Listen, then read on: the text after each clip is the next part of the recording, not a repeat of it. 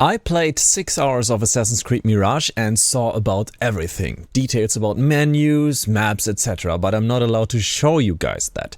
Though there is content that shows this, and we can see that content and talk about everything I know about all these secret details. Stay tuned for that. What's up guys, my name is Franky Boy. On this channel I'll be covering everything regarding Assassin's Creed. I started my German channel about Assassin's Creed 2017 and I recently started this English channel, so welcome to everyone. And you can see this is my footage. I played 6 hours. I was invited by Ubisoft Bordeaux. I also did some other Assassin's Creed Mirage videos on this channel. One is a podcast with Joe Raptor, so please check it out. If you know us, then you might be entertained. But about what we did there, we just played like 90 minutes and we went straight into the podcast. So today we want to talk about two other sources, because I was on this event with JV, Andy and Joe Raptor, and JV was allowed to somehow post some content we did not have the chance to post. So thank you, Jackson, for allowing me to use your content and your footage. Let's get right into it. First one is the skill tree. You see the extra tool capacity, super important, because in Assassin's Creed Mirage it's all about the tools. You start with no tools as a thief, and it's about progression of Basim, and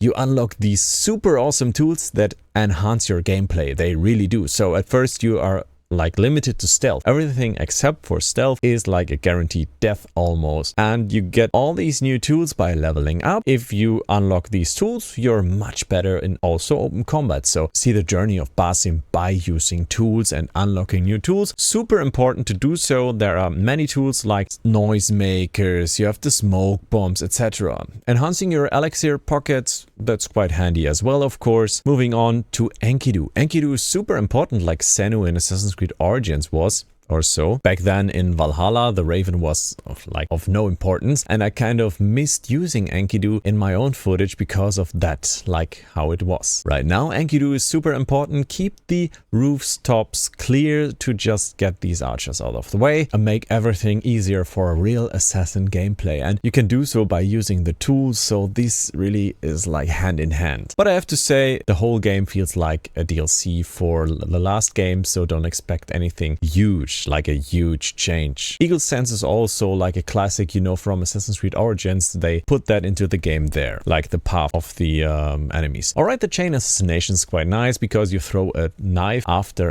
assassinating the target, and this is quite handy because you can enhance your bag of knives. We will see that later in the footage Jackson provided. We will also take a deep look by Access the Animus. And again, I have all this footage recorded myself. I'm just not allowed to show it, but I can talk about it and I can show Jackson footage and talk about that. Moving on to the bureau. In the bureau of the assassins, you can unlock tools and upgrade or reset tools, and Jackson shows this right here. You can see all these tools right here, and you can upgrade each and any one of them. For example, the knives. You have like 3 upgrade slots and you have to pick one of the 3 or 2 perks, but later on you can like skill that you can unlock 2 perks of tier 1, which is quite handy. Increasing the ammunition capacity for the throwing knives is super crucial in my opinion, because you actually can do the range it's called the chain assassination, and it requires you to have a throwing knife with you. So increasing the capacity really gets this going, and this synergizes so well with the smoke bomb, because you can do like assassination in a smoke bomb and then do the chain assassination to enemies out of the smoke bomb. Super nice synergy. Second one is increase the distance you can throw the tool. It has some bullet drops, so keep that in mind. Keeping the distance and being close to a target might be crucial for the throwing knife. He moves on to tier 2 now. The heavy blade staggers enemy when hit.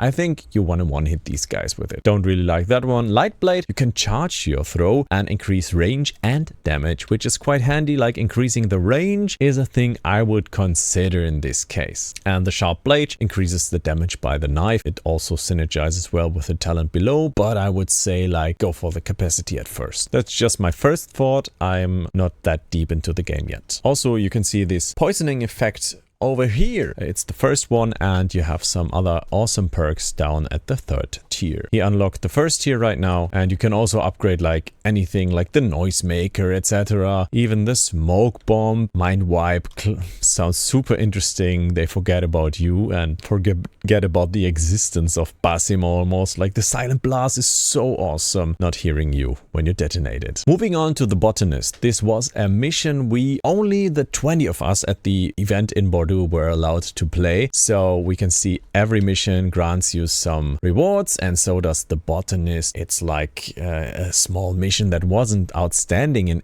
any factor, but it was just a bonus mission that worked well. You get some nice rewards for it, and Jackson shows this at the Assassin's Bureau menu where you pick up the quests. It's like just a random quest, and it also has like a contractor request, remain undetected. You remember this from the Wrath of the Druids DLC, and it's not a surprise that this features in the game because Ubisoft Bordeaux actually did the Wrath of the Druids DLC, so they kept this feature for Mirage. The next interesting part about Jackson footage is the inventory. You have like this outfit tab, you have the back, and that one just was like behind my face cam. The outfit is super important. I also found some nice outfits. You see, you can upgrade your outfits at the blacksmith, and you get better outfits when you progress further into the game. Like this one regenerates like up to 3% health every 2 seconds, up to 50% maximum when you're out of combat or are unseen. So this is like awesome for fleeing, getting back into the fight, fleeing, getting back into the fight. I actually prefer the Alamut Initiate outfit, which is the starting outfit we have here, and it really makes so much sense that the Initiate outfit has these perks on it, because you can get up to 100% less noise emitted by assassinations, and you don't want to make noise at assassinations, of course. You want to stay hidden. And why does this make so much sense? At the start of your game, you are a thief. You don't have the tools, as I mentioned before, and when you progress, you get all these tools and enhance your arsenal, but at first you're limited to stealth and assassinations basically, so you want to improve that. This is perfect for you at the start, so the perfect Initiate outfit, I guess. Here in the inventory you can also see you can dye your outfit, you can get a different look, you can wear a costume as well, and a talisman. You can upgrade your outfits, and you can wear a costume in combo. Talisman is just decoration as well. But what is interesting here,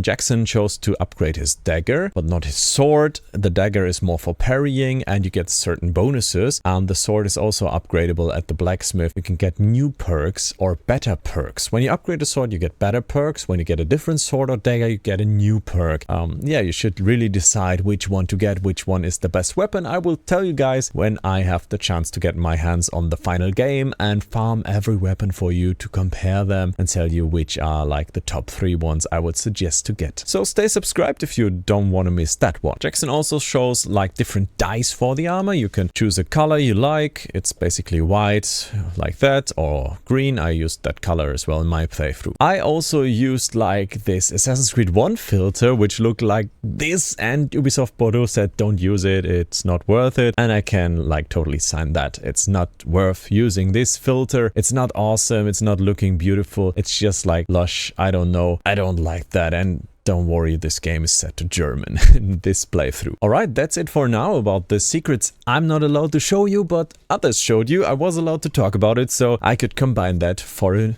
video for you guys. Hope you learned something, and I'm really looking forward to the release. I'm curious if you guys want to stay here and yeah, stay a while and listen. Deckard Kane says over and out. Goodbye.